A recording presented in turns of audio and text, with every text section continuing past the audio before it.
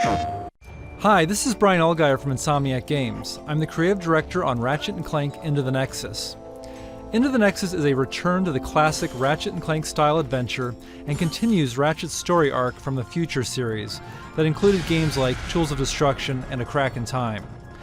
Here's some footage from close to the beginning of the game. Ratchet and Clank have stowed away on an enemy ship and landed on planet Uruk, where they are in search of escaped convict Vendra Prague and her brother Neftin. Planet Uruk is considered to be in a haunted sector of the galaxy and was abandoned long ago. It's also the perfect place for Vendra and Neftin's operations. One of the big focuses for Into the Nexus is gravity.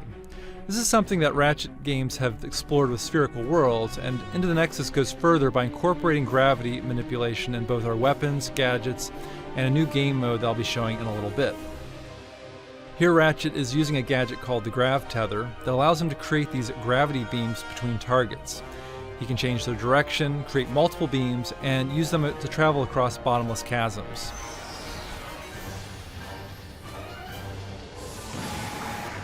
Like the earlier Ratchet and Clank games, this level has a hub area with branching paths. On the left path, Ratchet encounters some blade balls, which is a perfect situation for the Winterizer. This weapon delivers holiday cheer by firing out a string of snowflakes, holiday tunes, and an Arctic blast that transforms enemies into snowmen. So now Ratchet is traveling further into an enemy outpost using his grav boots. Some might recall this enemy faction called Thugs for Less that were featured in Going Commando, the second Ratchet and Clank game on the PS2. What do we get to kill some? Stay frosty, thugs. The enemy could be anywhere. Alright, so these guys are just asking for it. So you can see these enemies have turned into their own unique version of snowmen. You can try the Winterizer on different enemies and each time get a different result. The weapon upgrades and will later drop holiday presents that give out health and ammo. In terms of gravity-based weapons, we have the Vortex Grenade, where you can fire out a vortex that sucks multiple enemies into the air, allowing Ratchet to pick them off or focus on other enemies. The Vortex Grenade is great for crowd control, and it upgrades to fire out multiple vortices. Into the Nexus has a spookier quality than past Ratchet games, and a weapon that shows off that quality is the Nightmare Box. Ratchet can toss this box out and it opens to unleash a hideous creature that scares enemies. You never know what creature will pop out. There are skeletons, horned demons, giant eyeballs, and of course scary clowns. The Nightmare Box is a great distraction weapon and will later upgrade to attack enemies.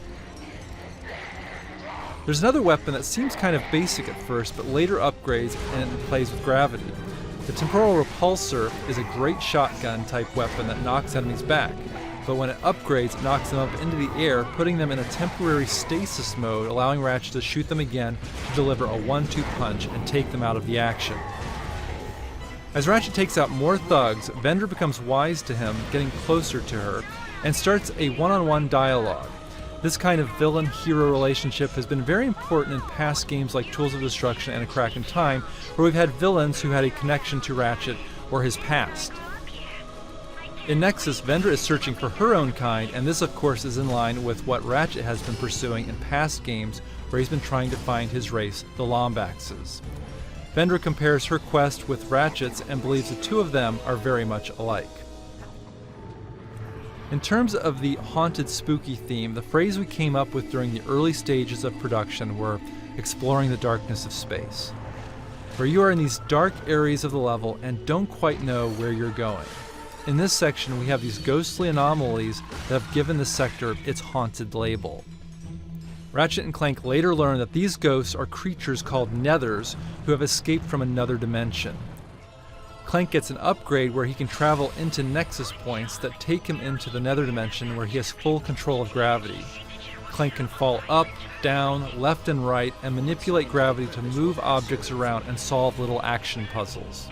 Clank's goal is to lead another creature back to the Nexus point and bring him into the normal dimension where it becomes unstable and destroys a barrier that blocks Ratchet's path. So there's a slice of Ratchet and Clank Into the Nexus. We're very excited about creating this classic Ratchet and Clank story-driven adventure. It'll be available for disc and download this holiday season. PlayStation